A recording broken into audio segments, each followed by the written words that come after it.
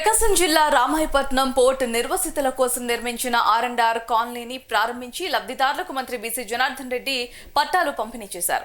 R&R కాలనీలో ఇల్లు పట్టాలనిచ్చే అదృష్టం తనకు రావడం సంతోషంగా ఉందన్నారు. ఇంతమంది నిర్వసితులకి న్యాయం చేయటం కూటమి ప్రభుత్వానికి మాత్రమే సాధ్యమైందన్నారు. అందరి త్యాగాలతోనే రామాయపట్నం పోర్ట్ బీజం పడిందని తెలిపారు. సొంత ఇల్లు స్వగ్రామాలను ఖాళీ చేసిన వారి త్యాగం మరువలేదని తెలిపారు మంత్రి BC Janardhan Reddy. Colony open చేయడం నా అదృష్టంగా భావిస్తూ ఉన్నా. ఇంత మంచి కాలనీ అన్ని మౌలిక వసతులతో ఈరోజు గౌరవ శాసనసభ్యులు గారి పట్టుదలతో మా అధికారుల పట్టుదలతో ఈరోజు ఈ కార్యక్రమాన్ని కూడా నిర్వహించడం జరిగింది.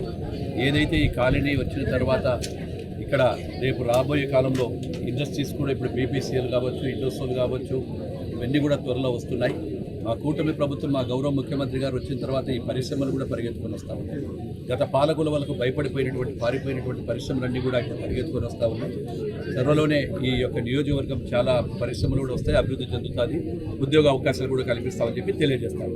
సార్, మీరు 2024 జూలైలో మీ ప్రభుత్వం ఏర్పడిన తర్వాత రామాయపట్నం పోర్ట్ పరిశీలనగానే వచ్చారు సార్. అవును. 2025 కల్లా పోర్టు పనులు దాదాపుగా పూర్తి చేస్తామని చెప్పారు. ఇంతవరకు ఒక అడుగు కూడా ముందుగా పడట్లేదని అన్నారు. ఇందాకే చెప్పాను, కొన్ని అక్కడ ఉన్నటువంటి గత ప్రభుత్వం చేసినటువంటి పాపాలు ఏవైతే ఉన్నాయో, ఒక కాంట్రాక్టర్ను బెదిరించి వాళ్ళని తీసివేసి మళ్ళీ ఆ యొక్క నిర్మాణ సంస్థలు నిలిపిపోవడంతో, కోర్టు కేసులు కొన్ని ఉండడంతో వాళ్ళన్నీ కూడా పరిగణించి మళ్ళీ ఒరిజినల్గా కాంట్రాక్టర్ ఉన్నారు వారికి ఇవ్వడం జరిగింది.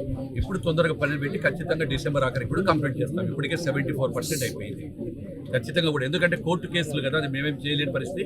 అయినా గౌరవ ముఖ్యమంత్రి గారి చొరవతో వాటిని కూడా మేము కంప్లీట్ చేయడం జరిగింది. రామాయపట్నం పోర్టు ఏదైతే ఉందో ఖచ్చితంగా డిసెంబర్ ఈ సంవత్సరం ఆఖరికి కంప్లీట్ చేస్తామని తెలియజేస్తాము. కాలనీ ఓపెన్ చేయడం నా అదృష్టంగా భావిస్తూ ఉన్నా.